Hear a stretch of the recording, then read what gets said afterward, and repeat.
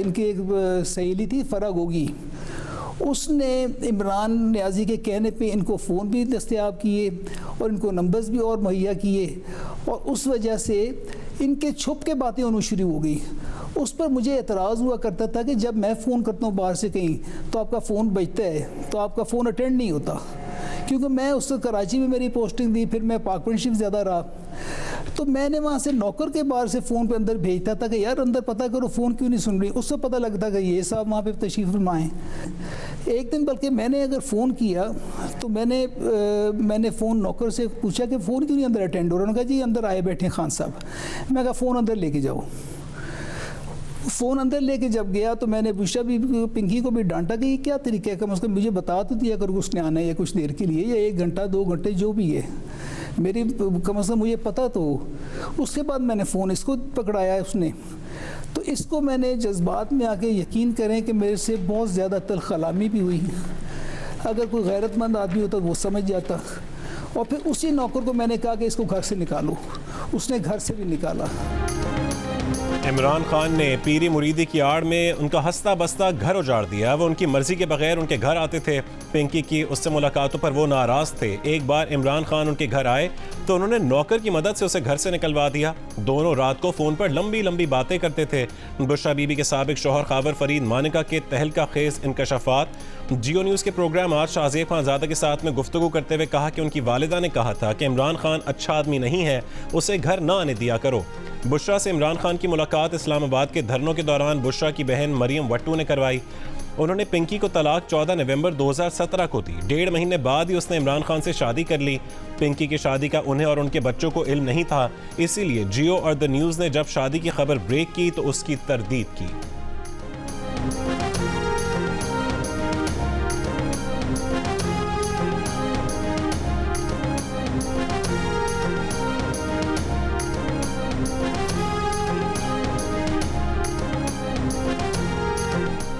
इमरान खान और पिंकी की शादी में फराह गोगी के किरदार के बारे में भी अहम इंकशाफात। खावर फरीद मानिका ने कहा है कि बुशरा ने उन्हें तलाक की फरमाइश फराह गोगी के मोबाइल फ़ोन के जरिए भिजवाई। उन्होंने पिंकी से जाकर पूछा कि फराह गोगी क्या कह रही है, तो पिंकी ने सर झुका लिया। फिर उन्होंने फराह गोगी के जरिए ही तलाक बुशरा बीबी को भिजवाई। तलाक के बाद भी फराह गोगी ने फ़ोन करके कहा कि तलाक की तारीख तब्दील कर दें। शायद वो इद्दत वाले मामले से बचना चाह रहे थे। एहसन जमील गुज्जर और फराह गोगी उनके बच्चों के खुद साख्ता वालिदैन बने हुए थे। फराह गोगी और जुल्फी बुखारी फ़ोन करके कहते थे कि हमारा मुरीद अब वज़ीर आज़म बनने वाला है, इसीलिए खामोश रहें।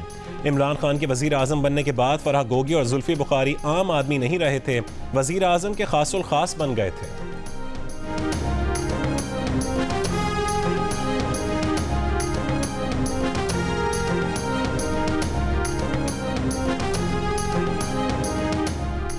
अगर पीर मुरीद का रिश्ता तकद्दुस वाला था तो इमरान खान को घर से क्यों निकलवाया? उनकी बाहमी मुलाकातों पर एतराज़ क्यों किया? शाहजेब खानज़ादा के खावर फरीद मानिका से ताबड़तोड़ सवालात। खावर मानिका ने कहा कि अगर एक मुरीद मुर्शद के पास आ रहा है तो वो उनकी तो मुर्शद है, मगर उनकी तो बीवी है, वो तो एतराज़ कर सकते थे। जुल्फी भी आता था, क्या वो भी मुरीद था? ये किस किस्म का पीर खाना था जहाँ मुरीद की तरबियत दिन के वक्त नहीं सिर्फ रात के वक्त होती थी?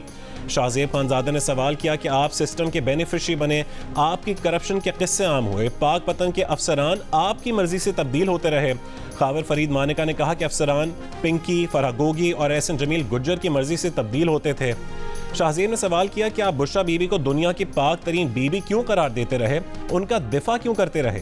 खावर फरीद मानिका ने जवाब दिया कि पीर और मुरीद का रिश्ता तो तकद्दुस वाला होता है, उन्हें क्या मालूम था कि वो शादी कर चुके हैं। शाहजेब ने पूछा कि आपने अपना लाइफ स्टाइल तब्दील कर लिया, बैंक बैलेंस बनाया, आपके बच्चों ने अपने कारोबार बना लिए। खावर फरीद मानिका ने कहा कि उनका लाइफ स्टाइल पहले वाला ही है। उनके दोनों बेटे रुल गए, एक बेटा मूसा बमुश्किल गुजारा करता है, बड़ा बेटा इब्राहिम दुबई में नौकरी करता है।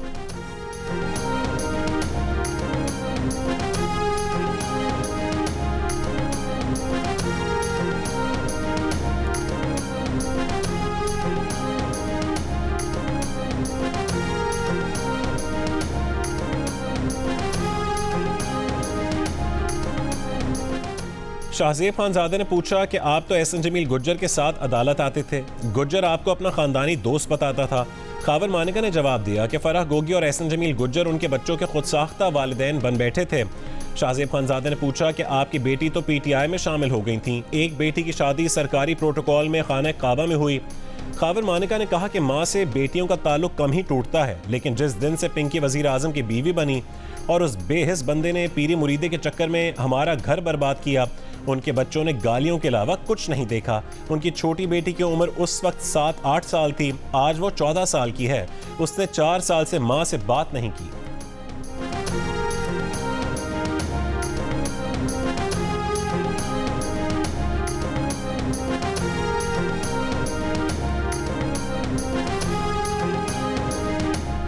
पीटीआई रहनुमा जुल्फी बुखारी ने खावर मानिका को बददियानत इंसान कह दिया। खावर मानिका की गुफ्तगू पर कहा कि वह बददियानत और करप्ट कस्टम ऑफिसर है।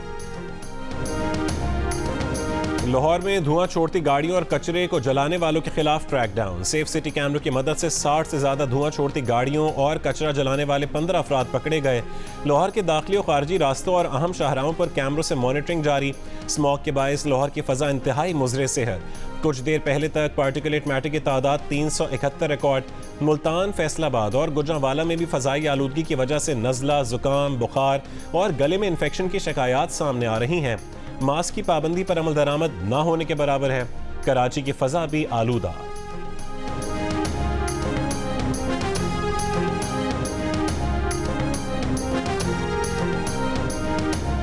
जो गुंडागर्दी और बदमाशी की ज़बान आप इस्तेमाल कर रहे हैं वो किसी तौर पर भी काबिल कबूल नहीं होगी। आपने तो ये झूठी खबरें लगाई कि किसी के घरों पे आप जो है वो लोटे लटका रहे हैं। हम झूठी खबरें नहीं लगाएंगे, हम कठपुतलियाँ बना के आपके घरों पे लगा देंगे कि आप कठपुतलियाँ हैं। आप हकीकी सियासत नहीं कर रहे हैं। आप इशारों पे चल के किसी तरह से शहर पे कब्जा करना चाहते हैं, वो नहीं होगा। बदमाशी और गुंडागर्दी कबूल नहीं। कराची पर कब्जे की किसी को इजाजत नहीं दी जाएगी। पीपल्स पार्टी के रहनुमा सईद गनी के एमक्यूएम पर वार। पीपल्स पार्टी में शामिल होने वाले एमक्यूएम के साबिक रहनुमाओं के साथ प्रेस कॉन्फ्रेंस के दौरान कहा कि पीपल्स पार्टी में शामिल होने वालों के घर के सामने लोटे लटकाने से मुतालिक मीडिया पर चलने वाली खबरें गलत हैं। एमक्यूएम लोगों को खौफजदा कर रही है। हम भी उनके घरों के बाहर पुतलियां लटका देंगे। पहले कोई एमक्यूएम छोड़ नहीं सकता था, लेकिन अब हालात तब्दील हो गए हैं। पीपल्स पार्टी इस वक्त कराची की सबसे बड़ी और मजबूत जमात है।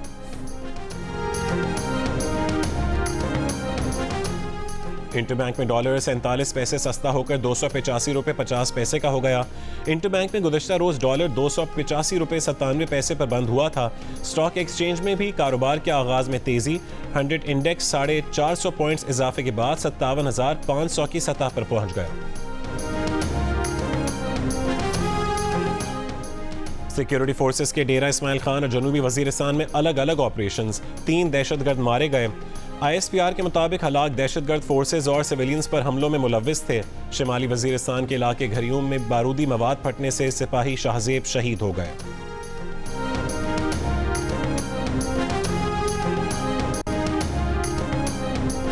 एवनफील्ड और अल-अज़ीज़िया रेफरेंसेस में सजाओं के खिलाफ मियां नवाज शरीफ की अपीलों की समाअत आज इस्लामाबाद हाई कोर्ट में होगी। चीफ जस्टिस आमिर फारूक और जस्टिस मियां गुल हसन औरंगजेब पर मुश्तमिल बेंच समाअत करेगा। मियां नवाज शरीफ की पेशी के पेश नज़र सिक्योरिटी इंतजामात, कमरा अदालत में दाखिला पासिस से मशरूत।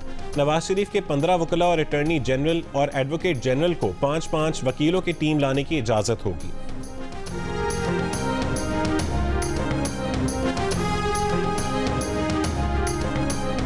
रावलपिंडी के अडियाला जेल में साइफर केस की समाअत बगैर किसी कार्रवाई की 23 नवंबर तक मुलतवी। FIA के स्पेशल प्रोसिक्यूटर जुल्फ़िकार अब्बास ने कहा है कि इस्लामाबाद हाई कोर्ट ने साइफर केस में हुक्म इम्तना दिया हुआ है। आज इस्लामाबाद हाई कोर्ट में भी साइफर केस के ट्रायल के खिलाफ दरखास्तों पर समाअत है। इस्लामाबाद हाई कोर्ट के फैसले की रोशनी में समाअत मुलतवी हुई। चेयरमैन PTI के वकील सलमान सफदर बोले कि प्रोसिक्यूशन की जानिब से दहशतगर्दी के मुकदमात का रिकॉर्ड पेश नहीं किया गया। साइफर केस रोज़ बरोज़ कमज़ोर होता जा रहा है।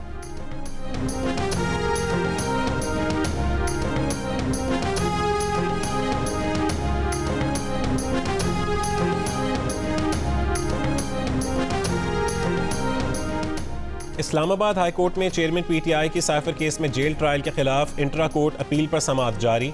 जस्टिस मियां गुलसन औरंगजेब और जस्टिस समन रिफत पर मुश्तमिल डिवीजन बेंच समाअत कर रहा है। चेयरमैन PTI के वकील सलमान अकरम राजा ने दलाइल देते हुए कहा कि जेल ट्रायल के लिए तरीका कार मौजूद है।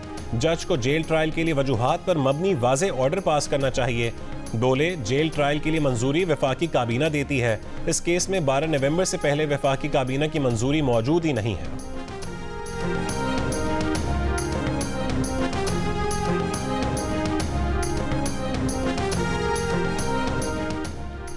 रावलपिंडी पुलिस परवेज इलाही को लेकर अडियाला जेल से इस्लामाबाद रवाना हो गई। परवेज इलाही को इस्लामाबाद की इंसदाद दहशतगर्दी अदालत में पेश किया जाएगा।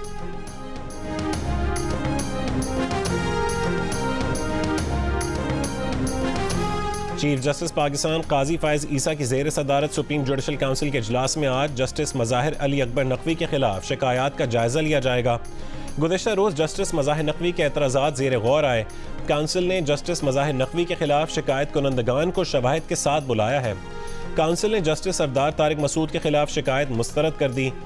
तज़हीक आमेज़ शिकायत पर आमना मलिक के खिलाफ कार्रवाई का फैसला बाद में किया जाएगा।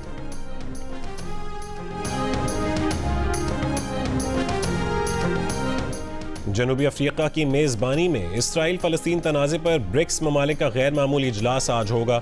वर्चुअल इजलास में रूसी सदर पुतिन, चीनी सदर शी जिनपिंग और UN secretary general Antonio Guterres शरीक होंगे। सऊदी अरब, ईरान, अरब अमारात, अर्जेंटाइन और मिस्र की शिरकत भी मुतवक्के है। ब्रिक्स इजलास में भारतीय वज़ीर आज़म शिरकत नहीं करेंगे। मुल्क में जारी इलेक्शन मुहिम के बायस इजलास से शरीक नहीं होंगे। उनकी जगह वज़ीर ख़ारजा S जयशंकर शिरकत करेंगे।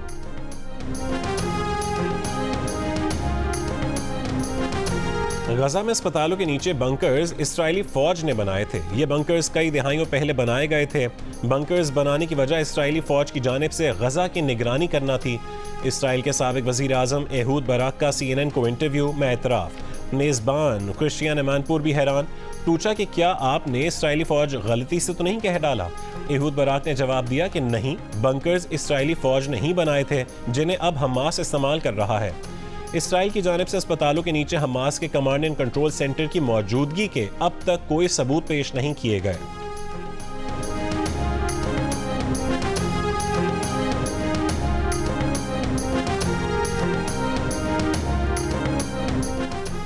इसराइल हमास जंग बंदी के मुआहदे के करीब। हमास के सियासी सेल के सरबराह इस्माइल हनिया की तस्दीक, कहा कि कतर को अपने मौक़िफ़ से आगाह कर दिया।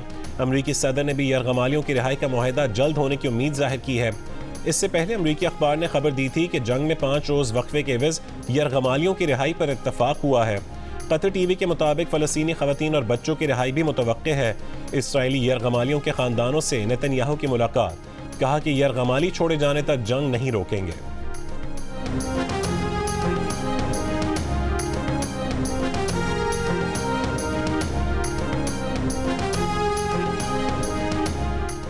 इसराइल की रात भर गजा के मुख्तलिफ इलाकों पर बमबारी। नसायरत कैंप में घर पर हमले में 17 अफराद शहीद। गजा में शोहदा की मजमूई तादाद 13,300 से ज़्यादा हो गई। शोहदा में 5,500 बच्चे शामिल। आलमी इदारे सेहत का कहना है कि काहिरा लाए गए 28 फ़लस्तीनी नौमौलूद बच्चों की हालत खतरे से बाहर नहीं है। कई बच्चों के वालिदैन और पूरे घराने शहीद हो चुके। फ़लस्तीनी खातून सहाफ़ी भी इसराइल के हमले में शहीद। शहादत से पहले आयत अल खुज़र ने दुनिया को अपना आखिरी पैगाम दिया और बैत लाहिया पर फॉस्फोरस बमों और खुद समेत लोगों पर बीतने वाले मुश्किल लम्हात की खबर दी थी।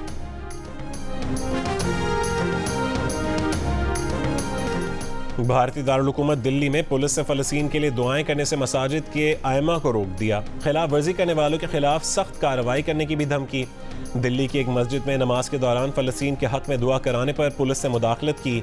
इमाम से कहा कि वो फ़लस्तीन का नाम ना लें। मीडिया रिपोर्ट्स के मुताबिक दिल्ली पुलिस ने दीगर मसाजिद में भी इसी तरह के नोटिस जारी किए। All India Muslim personal law board के तर्जुमान की मजम्मत, कहा कि ये मुसलमानों के जमहूरी हुकूक की खिलाफ वर्जी है।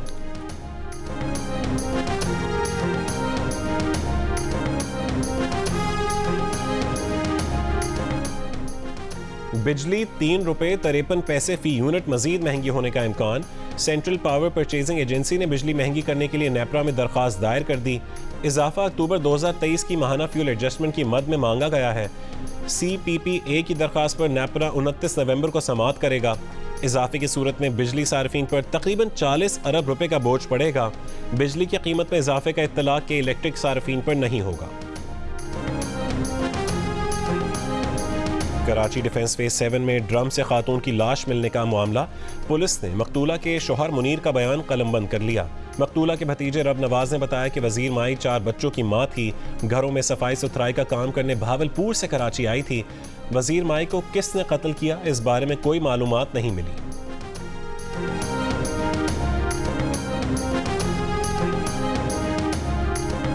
पेशावर में अमन अमान बरकरार रखने के लिए 5 या उससे ज्यादा अफराद के इज्तिमा पर पाबंदी लगा दी गई।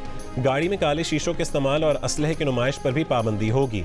डीसी पेशावर का कहना है कि दफा 144 के तहत पाबंदियां सिक्योरिटी की नाजुक सूरत हाल के पेश नजर लगाई गई हैं।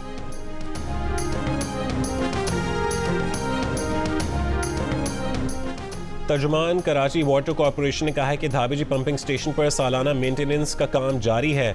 मुरम्मती काम रात 9 बजे तक जारी रहेगा। कराची को 165 मिलियन गैलन पानी की कमी का सामना होगा। शहरी पानी का जखीरा कर लें।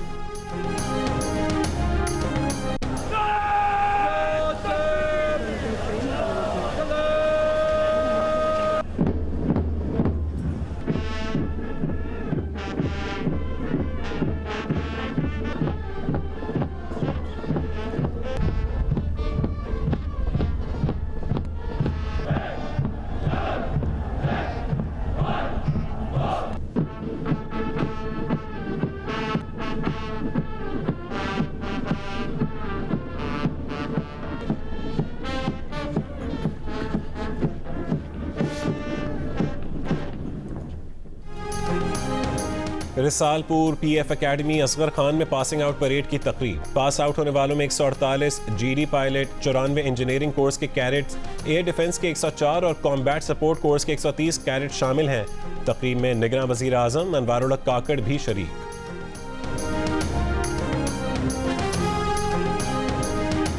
सखर से ताल्लुक रखने वाले सहाफ़ी जान मोहम्मद मेहर के कातिलों की अदम गिरफ्तारी के खिलाफ कराची समेत सिंध, पंजाब, बलोचिस्तान के मुख्तलिफ शहरों में सहाफ़ती तंजीमों के मुजाहरे। कातिलों की फौरी गिरफ्तारी का मुतालबा।